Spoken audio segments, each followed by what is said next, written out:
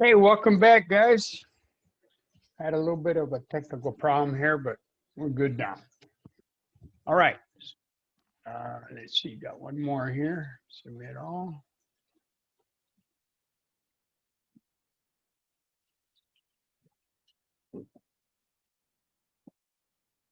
All right. Well, let us continue. Let's finish up chapter 10. We should be done here pretty soon with chapter 10. We ended up here on this particular slide. Remember, we were talking about the different types of chemical reactions. And this one here was a double displacement reaction. And the thing to remember about double displacement reactions is that both of the reactants, here in this case, barium nitrate and magnesium sulfate, are soluble, hence AQ. It is only when the products that are made, and the products are simply exchange the partners, if you will, exchange the sulfate with the nitrate to give you barium sulfate, and then exchange the magnesium with the nitrate to give you magnesium nitrate. Okay. Once we do that, then you look at the products as with respect to solubility. And if any of the products are insoluble, then you have a reaction that proceeds. If we look at barium sulfate from the solubility rules, number 5 in the first column, normally sulfates are soluble, normally, with the exception of those 5. And one of those exceptions is barium sulfate. Therefore, it is insoluble, hence we write the property of S. Hence, we have a positive reaction.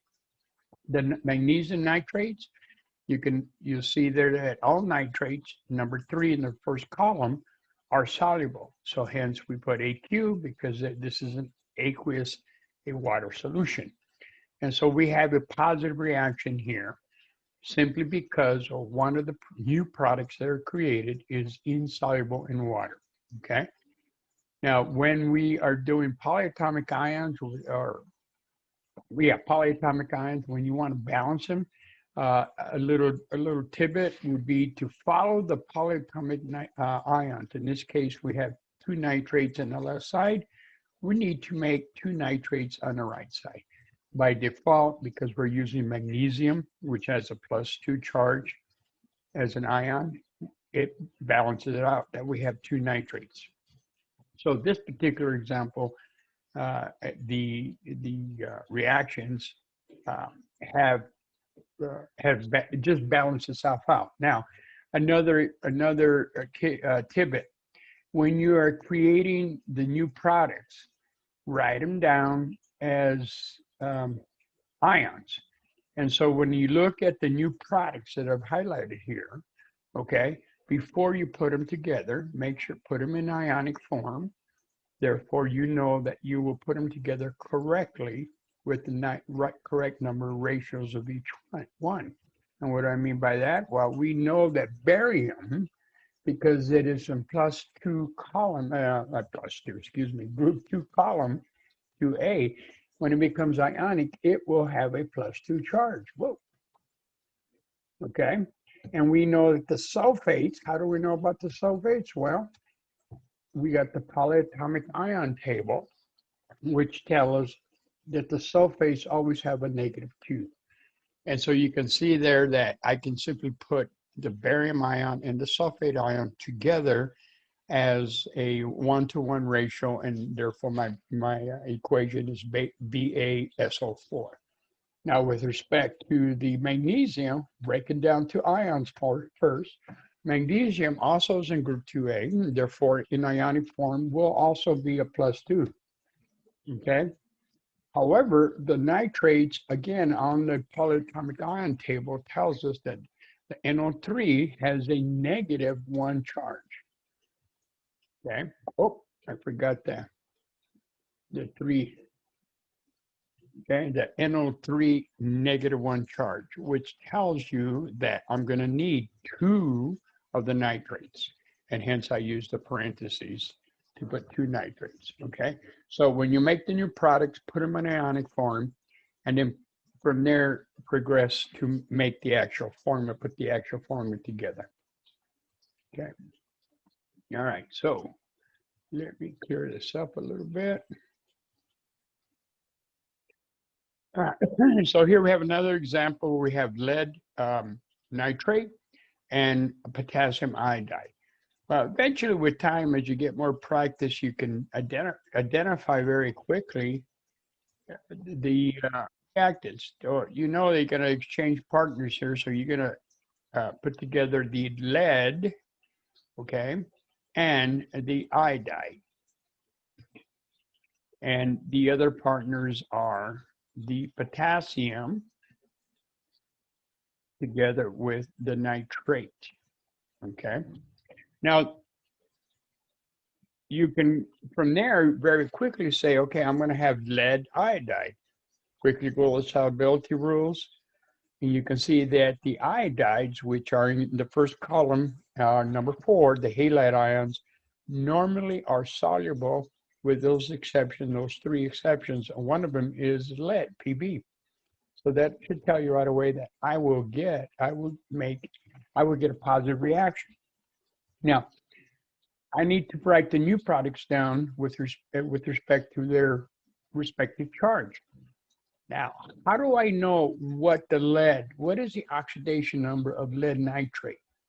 How do I know that? What do I need to do? Okay.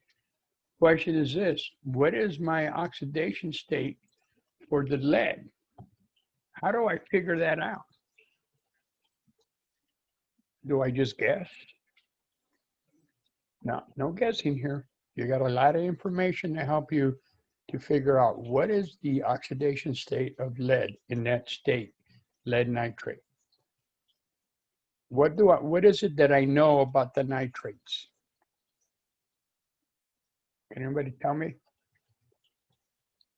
What is the oxidation state of the nitrates, the NO3s?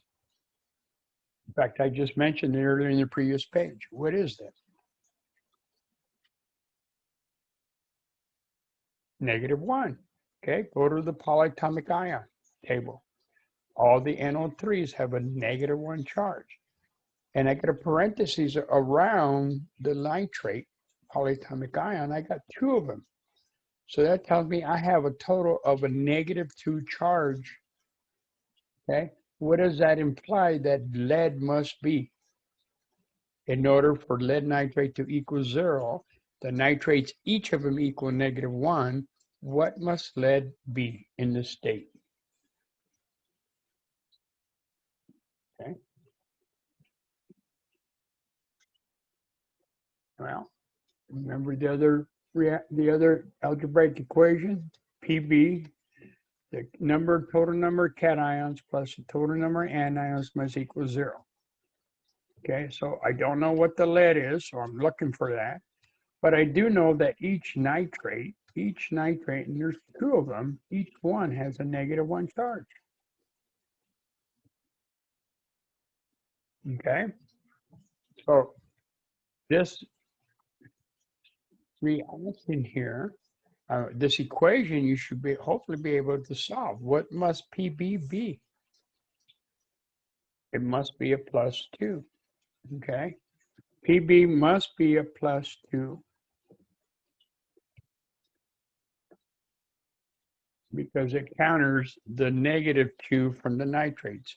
And so the products I'm going to make on the other end would be, I first put everything into my ionic form, Pb +2, okay? And then the iodides all have a -1. Why? They're in group 7. Oh, not a hyphen, a -1, okay? Which means that I need 2 of them to counter the +2 of the iodide. And then what do I know about potassium? Well, potassium has a +1 because I'm going to group the potassium and the nitrates.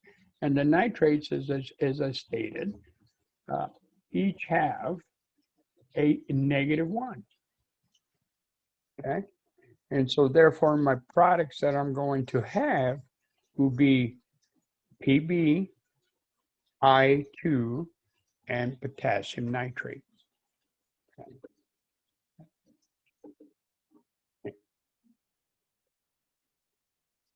Okay, so those are my products, PbI2. So I had to break the ions down, break the compound, or the atoms together. Before I put them together, break them down as ions so I can make sure I put them together correctly in the correct ratio. And then, as I mentioned earlier, the iodide, which is a halogen, normally halogens are soluble. However, lead iodide is not. So therefore, it has a solid physical state. Therefore, we have a positive reaction. Okay. And potassium nitrate is the other product that we make. We balance them. Again, if we follow the nitrates, notice that I have 2 nitrates to begin with. Okay, right here, I had 2 nitrates to begin with. I'm going to need 2 of them to end up with. So that's why I got a 2 there. I can put a 2 very quickly. And then that kicks up my potassium, which means I got to put a 2 in front of Ki, potassium iodide, to balance out my potassium, which the iodides then are balanced by default because I'm using lead 2, which means I need 2 iodides for lead 2 iodide. All right, so, all right, let's take a look at this one. We have barium chloride reacting with silver nitrate, okay? Now, again, undergoing the same analysis that we did earlier, I'm going to put together the silver, okay, with the chloride, because I'm just switching partners, and then I'm going to put together the barium with the nitrate, okay? And so if I look at solubility now, because my new product is going to be barium nitrate, I know based on number 3 of the solubility column that nitrates are soluble. And so barium nitrate would be soluble. Now, if I look at the halides again, in this case, I got chloride. Chloride is normally soluble. It's number 4. However, if it is bonded with the heavy metals of mercury, lead, and silver, which is right there, they are insoluble, okay? And so I'm going to have a positive reaction here. Without having to write the products, I just did the analysis of what my new products would be. All right, now, before I proceed, I need to write down the ions. So therefore, I can make sure that I have the correct formula. And so I'm going to have silver and chloride together. And I know that silver will always have a +1. I know that because remember, it's part of the 16. Remember, I gave you group 1, group 2. Group 1 always has a +1. Group 2 always has a +2. Then I gave you 4 more atoms that always have a constant oxidation number or charge when they're in ionic form. Silver was one of them. Silver always has a +1. The chlorides, if you don't know by now, hopefully you do, always have a -1. They're in group 7. They will pick up 1 electron. They will gain an electron. Therefore, they end up with a -1 charge, all the halides. So that puts together my first product, my first new product as far as ions. My second one is barium nitrate. So I know that barium nitrate being in group 2, when it becomes ionic, will always have a +2. And then back to the NO3, again, back to the polyatomic ion table, the nitrates always have a -1. And so I got all my new products in ionic form first. Now I can put them together with the proper ratio, okay? And I can see that for silver and chloride, I just need 1 of each. For barium and nitrate, I'm going to need 2 nitrates to balance the +2 of the barium. So I'm going to need 2 nitrates, so I'm going to use parentheses there to balance those out. Okay, so let me clear this up, and we'll put down the equation. Okay, So here we go. There's the chemical product, the products that you will make, barium nitrate and silver chloride, okay? And then if we follow, again, the polyatomic ions, by default, the equation gets balanced. And so we need 1 barium chloride for every 2 silver nitrates to give us 1 barium nitrate and 2 silver chlorides. Okay. Now, a lot of these reactions we've been talking about, we have a general name we call them. They call redox. Okay. Now, why they're called redox is because we're introducing a new term for you, which is reduction and oxidation. Now, what oxidation means is oxidation is defined of the gain, the loss, losing electrons, the loss of electrons. Whereas reduction is the gain of electrons. And so an element that loses an electron, like the metals, all metals lose electrons, that is termed as oxidation, okay? And anything that gains an electron, its term is called reduction. So the nonmetals tend to undergo reduction. So chlorine, when it becomes chloride, gained an electron, so therefore it underwent reduction, okay? Now, sometimes it doesn't have to be a nonmetal, because we have a single displacement reaction where we talked about where one metal goes from ionic form back into elemental form.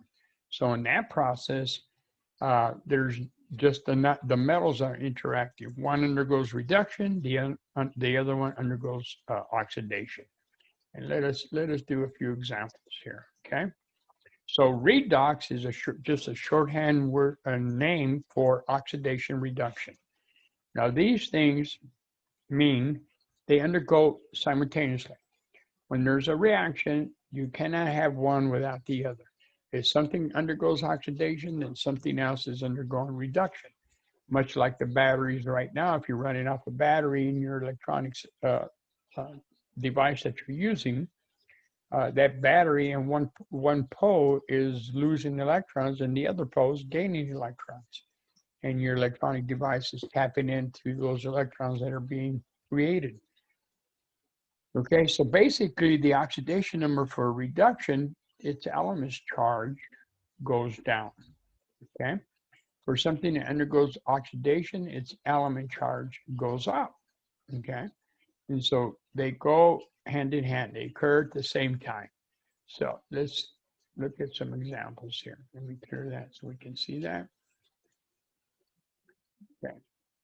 Now we all know that all the elements in their natural state, all 118 of them, have a net oxidation number or charge of 0. And again, I repeat, they do that because they have an equal number of protons and an equal number of electrons. Protons being positive, electrons being negative. I got 10 protons, 10 electrons, net is 0, okay? It is when they undergo loss of those electrons or gain of those electrons that the oxidation or the net charge changes. So we all know that group 1A, when they become ionic, they have a +1 charge. We all know that the group 2A has a +2 charge. The group 3A metals, like aluminum, end up with a +3 charge. The group 4, and this is just refresher of what we talked about in the past, the elements in group 4, it depends. They're on the fence. They can lose all 4 electrons because being in group 4, they have 4 electrons in the valence shell, okay? Or they can gain 4 electrons. So their oxidation number can vary all the way from a -4 to a +4, depending on how they're bonded. It is after group 4 that we start seeing the nonmetals come into play and you start gaining electrons. And so group 5, things like nitrogen and phosphorus, when they become ionic, end up with a -3 charge. Group 6, they end up with a -2 charge. And group 7, where the halogens are at, they end up with a -1 charge.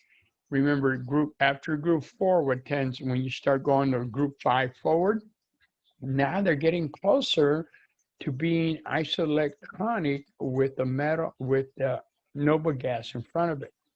And it's much easier from an energy perspective to gain 3 electrons than to lose 5 of them.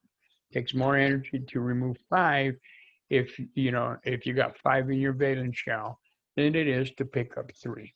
Okay, and even less energy if you're in group 6, because you only pick up 2 electrons. You only need 2, and even more so with group 7, because you only need 1 electron to fulfill the new valence shell on the driving force to have 8 valence electrons.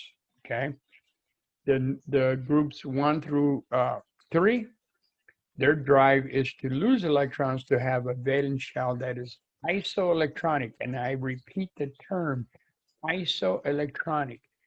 That means that they have the same number of electrons as the noble gas, either behind them or in front of them. It does not mean that they become the noble gas. Okay, that's important. In order to become that noble gas, they got to gain or lose or gain protons.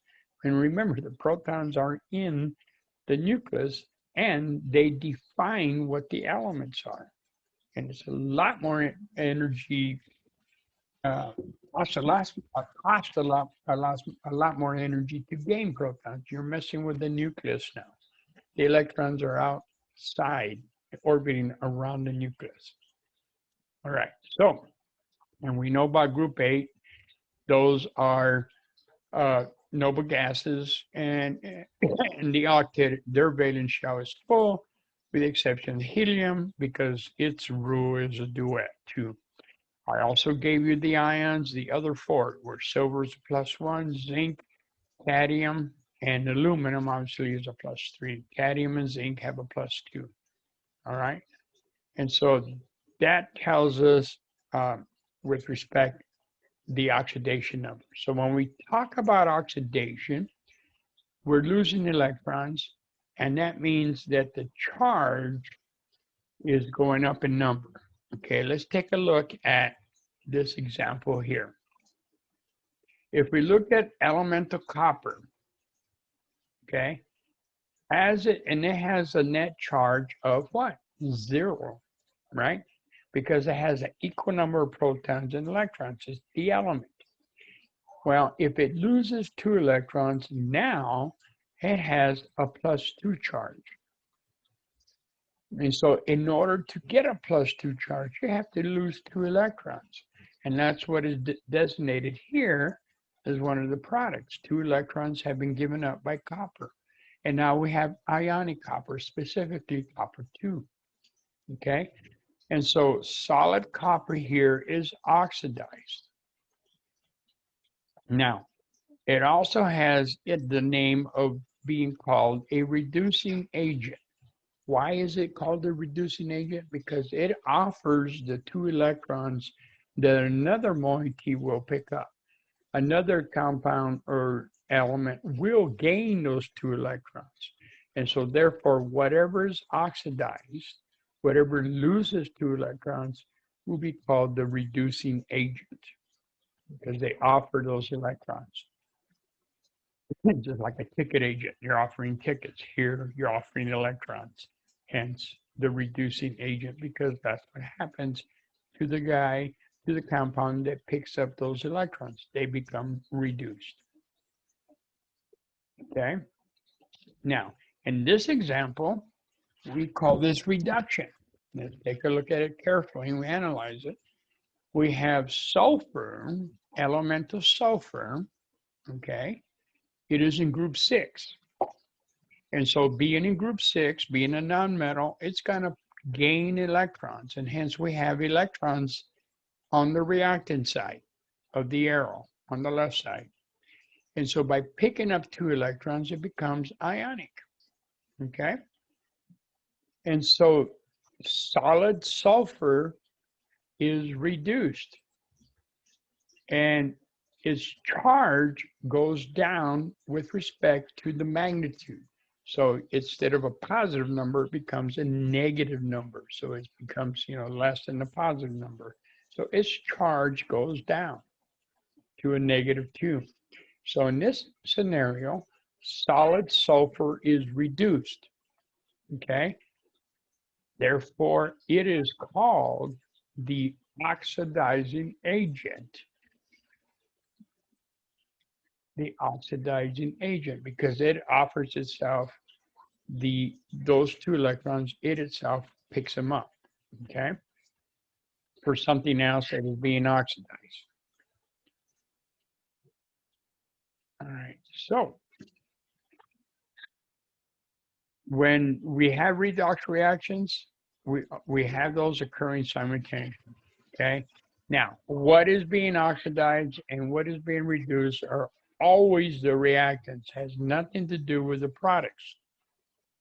What is oxidized and reduced, the products are the result of what is undergone redox. Okay, so when we ask what is being oxidized and what is being reduced, we are asking about the reactants, not the products, but the reactants. Okay, so whatever it is, we give it the whole compound, whatever that compound is. So we'll look at this one here.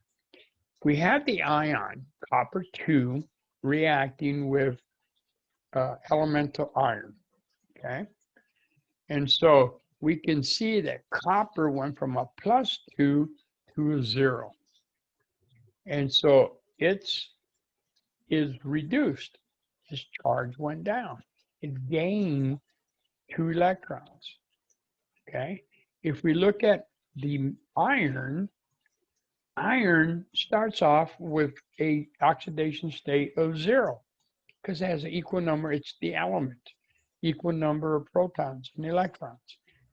Well, it gave up those electrons and now becomes an iron 2 +2. So to become a +2, it must have undergone oxidation because it gave up 2 electrons for copper 2 to pick up, okay? And so what is oxidized in this example is the iron, elemental iron. And what is reduced is the copper 2 ion. So copper 2 ion is the oxidizing agent, and the iron is the reducing agent, okay? And perfect example of an oxidation redox reaction. Somebody is losing electrons and someone else is gaining those electrons. Okay. All right, so let's take an example. These are compounds that actually are used in treatment of some cancers, cobalt nitrate compound, specifically cobalt-3. How do we know that's cobalt-3? Each nitrate is a -1. We got 3 of them. So this must be cobalt-3, okay? And so the first thing we notice is that it goes from cobalt-3 oxidation form, ion, to cobalt-0. So to go from a +3 to a 0, it must undergone reduction because it picked up electrons. Platinum, well, going from a +3 to 0. Platinum starts off as a 0 state because it's the elemental. And it goes to platinum-3. How do we know it's platinum-3? Again, the nitrates are each -1 from the polyatomic table. Okay, there's 3 of them. So we got a total negative charge of a -3. That tells you that platinum must be in the +3 state. Okay, so it went from a 0 state to a +3 state. So to do that, it must lose electrons. And that's what happened. So it underwent oxidation. And so platinum is what underwent oxidation. And what is reduced is the whole compound, copper nitrate, copper 3 nitrate to be specific. And so copper 3, excuse me, not copper, cobalt 3 nitrate is also the oxidizing agent. And the reducing agent is the platinum metal. Okay. So oxidation reduction, and the name for that one would be cobalt 3, Roman numeral 3 nitrate. To refresh your memory, why are we using Roman numeral 3? Because it is not those metals that have a constant known oxidation state. Group 1, group 2, and those 4 I gave you. Cobalt does not, so we have to use Roman numerals because cobalt can have a varied oxidation state. Okay. Now, there are videos, YouTube videos that we have, Dr. Kim. I also take what we talk about here when I upload them, so view them. Dr. Kim has her videos are very good concerning the topics that we have covered. So you have multiple sources. Okay, so for this particular chapter, be familiar with the solubility rules and the activity series. Remember, the solubility rules are what drives the double replacement reaction. And the activity series is what drives the single replacement reaction. Okay. Now, brings me to a point. Now, the good thing is this. I've noticed that in the activity, I believe the next activity, you're asked to select either a single replacement, make up your own single replacement, or your double replacement. And the good thing is that a lot of you have gone on above and beyond what we talked about and presented your equation. And all I ask is to justify that reaction, okay? For example, with respect to activity series, if you're just sticking with the metals that we work with, that's fine. That works so great because that's what we talked about. But there are reactions out there that the other elements are not in the activity series.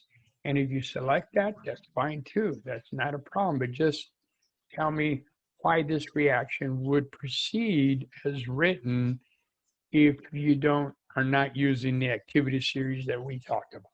Okay. All right. So be familiar with that. Recognize and be able to balance combustion reactions. Remember, combustion reactions, all we're working with is hydrocarbons. Those are compounds that are made up of nothing but carbon and hydrogen. And when we have a combustion reaction, we're simply talking about the combustion of hydrocarbons, which require you to have oxygen as one of the reactants. Now, with respect to Chem 130, the only two products that you're going to get from a combustion reaction are carbon dioxide and water. Yes, I understand you get other products. We understand that completely. We get things like carbon monoxide if you combust a hydrocarbon, but that's simply because the efficiency of your combustion, if it's not efficient with respect to supplying sufficient oxygen, you will end up with carbon monoxide. That's why our vehicles, one of the gases that come out of our pipe, our exhaust pipe, is carbon monoxide. And that's, again, due to the inefficiency of our combustible our engine, okay? But for Chem 130, the only two products we have to worry about are carbon dioxide and water for combustion reactions. Decomposition reaction. Normally, it's a general guideline, you have a compound. A compound is something made up of two different elements. Well, normally what happens, that compound is broken down to the elements you began with. okay? And so, for example, I can take water. A combination reaction example would be the combination of hydrogen and oxygen that combine to give me water, okay?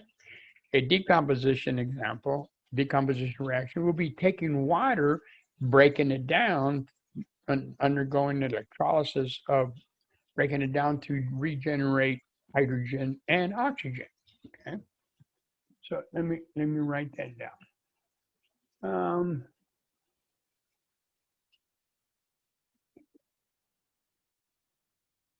So an example here of a combination would be hydrogen gas plus oxygen gas to give us water, H2O, okay? So a decomposition reaction would be the opposite, where we take water, H2O, and we can heat it with some electricity and undergo electrolysis and break it down to give us back hydrogen gas and oxygen, okay? That'd be an example of a decomposition reaction. All right, we have recognized a single replacement reaction. Okay, single replacement deals with the activity series. Okay, and a double replacement reaction, if you have a precipitate, that is the products that you made because the two reactants that you're using, they simply exchange partners. The new partners, the new compounds that are created, you look at the solubility rules, and if any of them are insoluble, then you got a reaction, positive reaction. If both your products are soluble, no reaction, okay? So in order for a double replacement reaction to be positive in the sense of a reaction, you got to have at least one of the products to be insoluble. Okay, we have an acid-base reaction, and that is simply a acid, which is a proton, okay, reacting, I'm going to put a plus there, with a hydroxide ion to give us water, H2O, okay? And so an acid-base reaction, typical one would be ingesting Tums. Tums is the base with the hydroxide. You ingest it, it reacts with the acid that's in your stomach, neutralizes its content, and creating water, okay? Acid-base reaction or neutralization. Then obviously a combustion, we're always going to be dealing with a combustion of a hydrocarbon.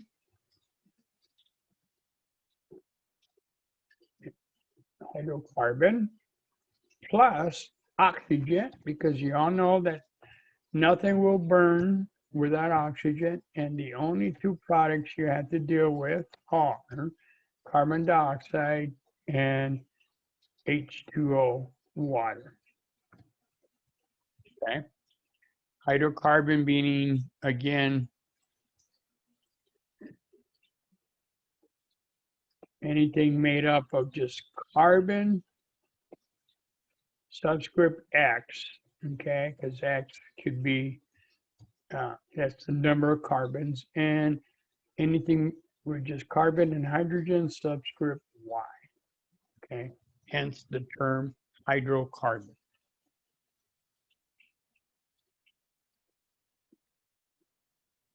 And then identify what is oxidized. Oxidation is the loss of electrons. Reduction is the gain of electrons. And then recognize the respective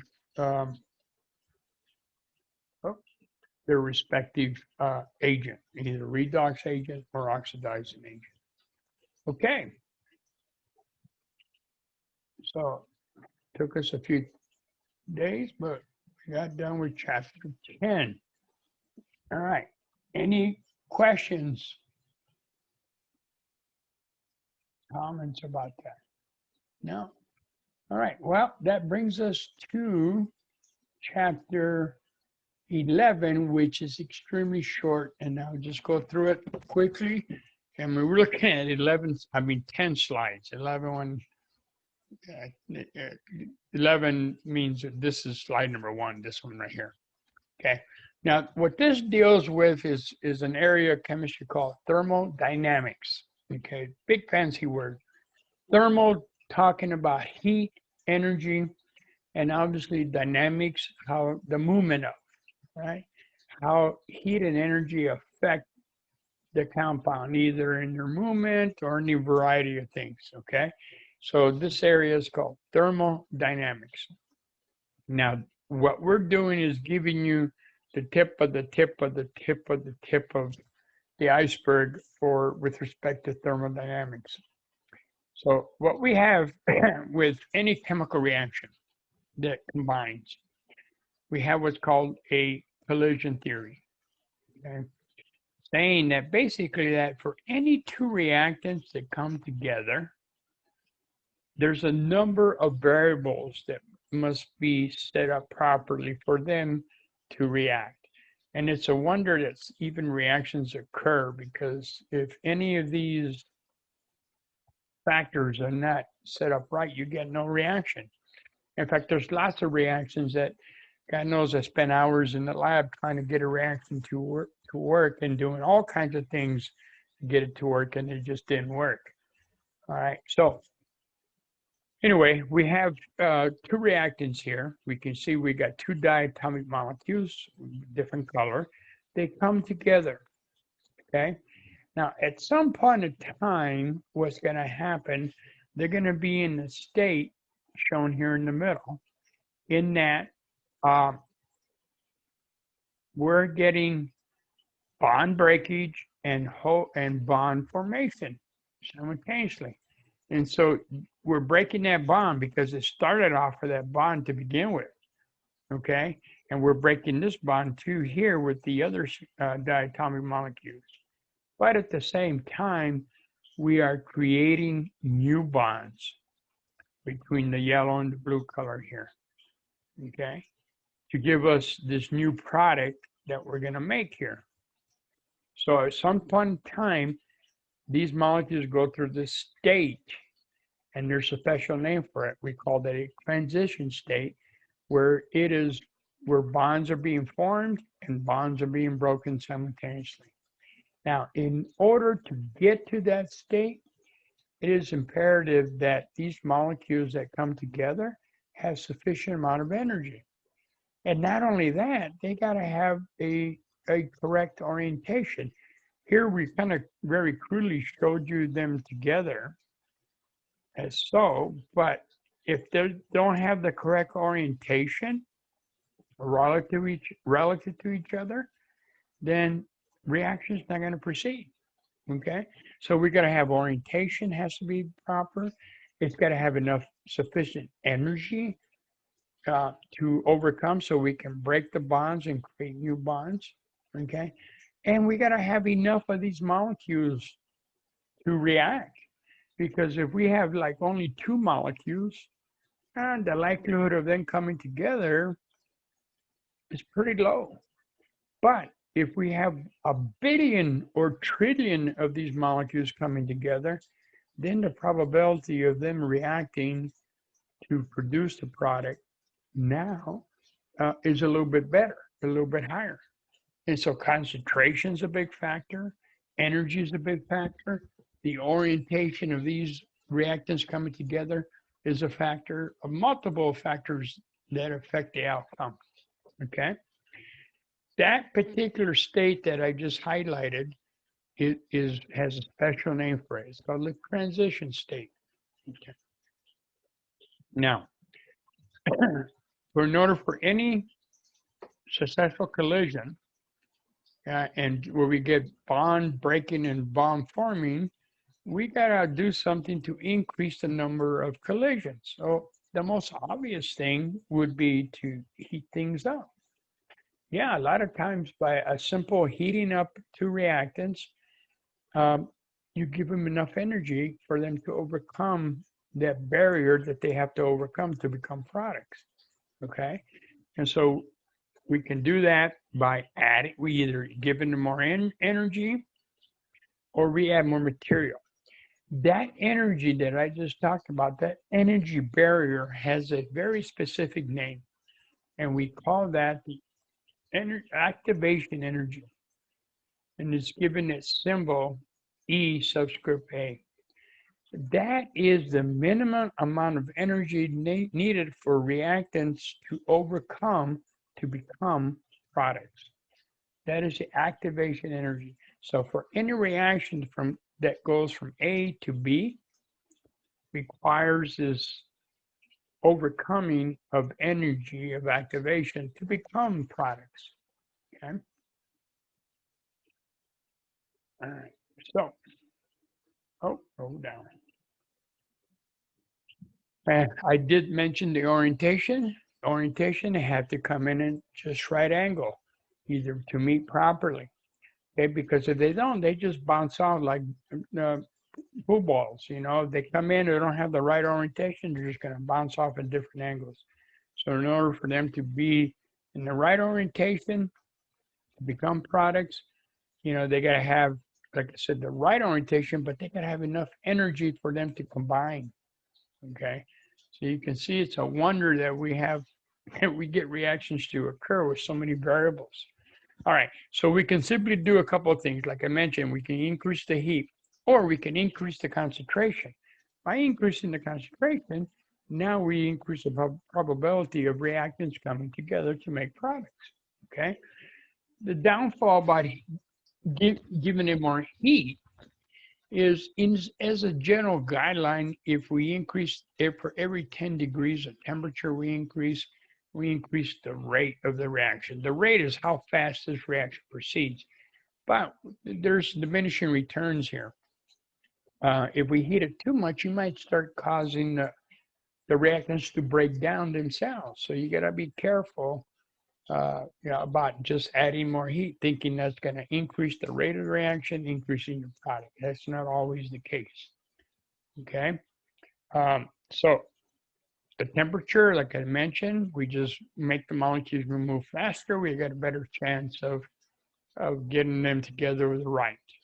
Okay. We can add what's called a catalyst. Now, what a catalyst does, it doesn't get directly involved with the reaction. What it does basically is it takes that energy of activation that reaction needs and lowers it. Okay. And by lowering it, it takes less energy for these molecules to overcome, to become product.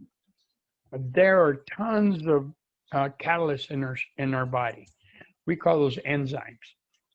Without these enzymes, the reactions that occur in our body wouldn't occur. Yeah, they might occur, but not at the rate that we want them to. Life as we know it really probably wouldn't exist without these catalysts. So catalysts, they just basically reduce the energy of activation for a product. They themselves don't get involved. Once the reaction is done, the catalyst stops the interaction and just proceeds with helping another set of reactants to overcome their energy requirements. Okay, so it's all about energy. The activation energy is simply the minimum amount of energy needed to react, to turn reactants to products. And we also have what are called equilibrium reactions. You've been introduced to this when we talked about weak acids. Remember we had a double arrow where you had the acid not totally dissociating 100%, maybe 10, 5%, whatever the case may be. We had a double arrow, which there is what's called an equilibrium, meaning that the rate forward equals the rate backwards. So we had a steady state, okay? Our buffer system of our blood is an equilibrium reaction. We're trying to maintain that steady state of maintaining that pH of 7.3, 7.4 range, okay? All right, so basically an equilibrium is a double arrow reaction. Now, how do we demonstrate all this thermodynamics graphically? Well, up in the right-hand corner, we show this graph, but we're going to define some features about this graph, okay? The first feature is what we call a transition state. That transition state is that point along this, what we call the reaction coordinate.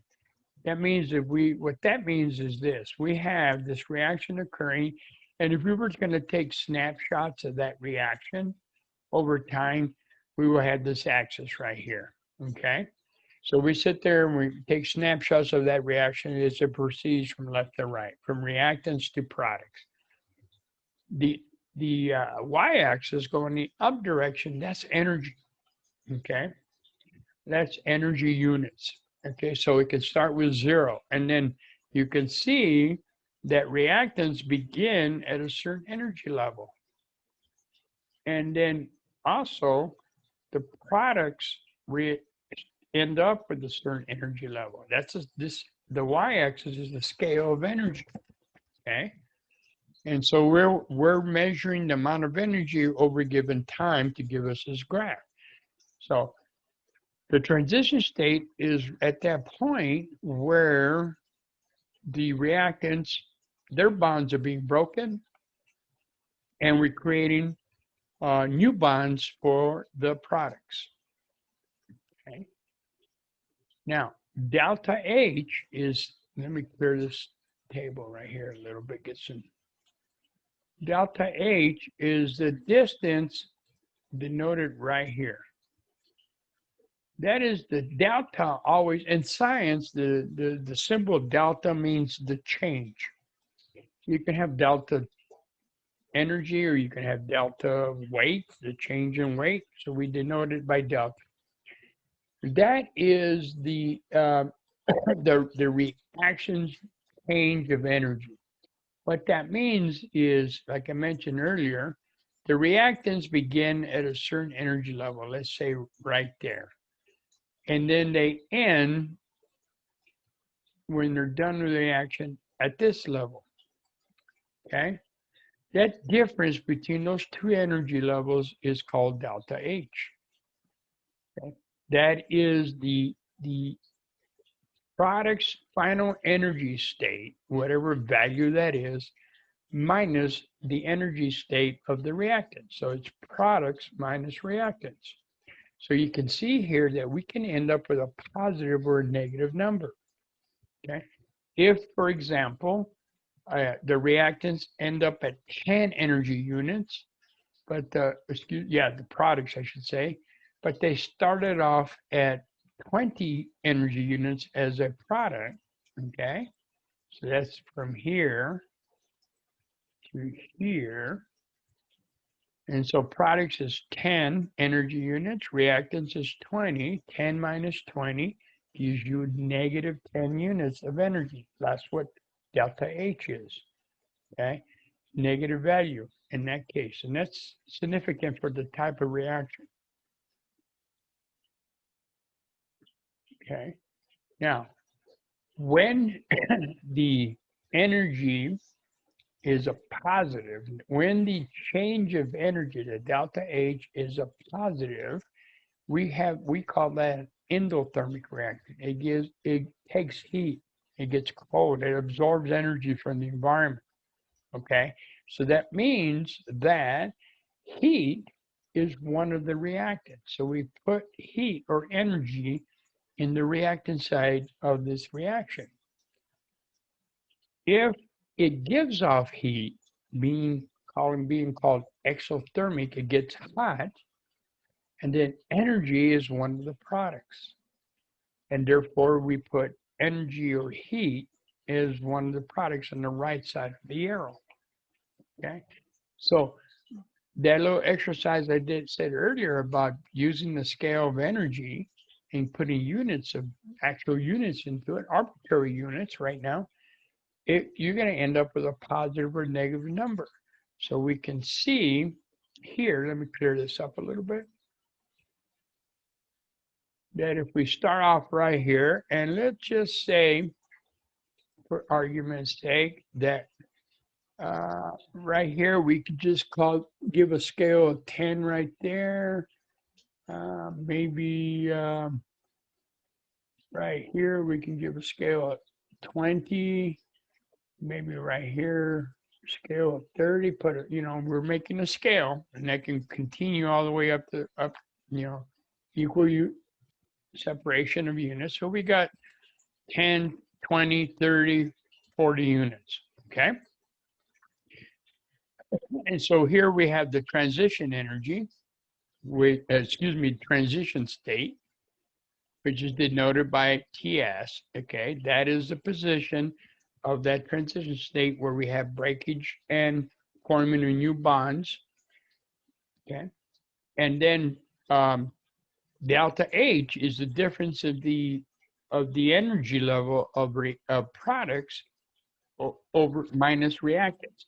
So if we started off with our products, if they end up with 10 energy units, but they started off with 30, okay, you can see that 10 minus 30 gives me negative 20 energy units.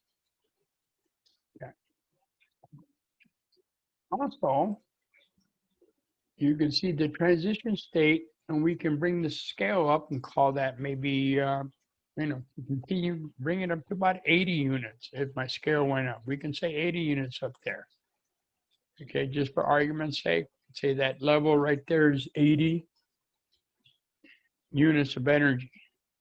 Okay, and so that difference between where the transition state is, which is at 80, and where the reactants started off, we got energy of activation is 50 units. Okay. The transition delta S, we start off at 10. And so we got 10 minus 30. That is equal to negative 20 units for delta H. Okay. You can see how you can come up with a negative value, because the products, the final energy level of the products is much lower than where the reactants were. So products minus reactants gives you a negative value. We're not too concerned about the magnitude here, where I just arbitrarily put arbitrary units up there, 10, 20, 30, 40, etc. And so delta H, that is the energy of the reaction, has a negative value. In this example, would have negative 20 units, which meant that this reaction would be exothermic because it has negative units. So we would have negative energy units here, and that tells us it's exothermic, which tells us that this reaction describes something that gets warm when it proceeds. And again, it gets warm because the products, the final level of the products, energy level of the products, is much lower than where the reactants began. Okay. So that's what we can get from looking at that equation. Looking at this, we can look at this graph, and just by noting that the products is a much lower energy level than the reactants, we know it's an exothermic reaction. Okay. Dr. Fred? Yes, go ahead. Are you going to be able to show us an example where delta H equals a positive number? Yeah, right there. Okay, thanks. Oh, okay, cool. Okay. Now, in this example, notice where the products are at their final resting state. The products are from a value, we can arbitrarily pick a number there. Okay, we can call where the reactants, we can say 10 units of energy. The products end up, pick a number, call it 30. Okay. We still subtract products minus reactants, and guess what? We end up with a positive number. And so being a positive number tells you that it is a endothermic.